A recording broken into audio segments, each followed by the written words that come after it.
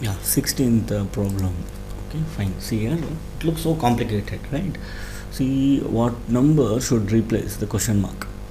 First column they have given 26, 28, 30, 32, 34, 27, 29, 31, 33, 35.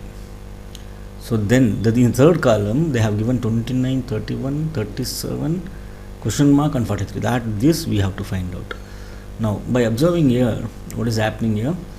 The first column is even number, right? Even.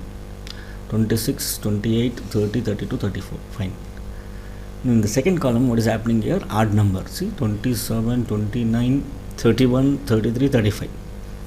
Right. Third column, 29, 31.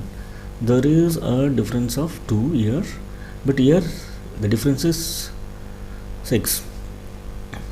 Okay. Now, so it's very little bit confusing to find out, right? Let us leave that. Now in the fourth column, what is happening here? 25, it is 5 square, 6 square, 7 square, 8 square, 9 square.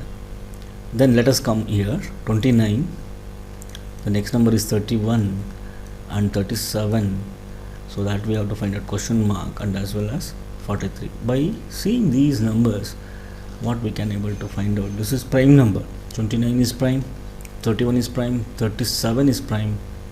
Now 39 is not prime, so 41. So 41 is a prime number. The answer is 41.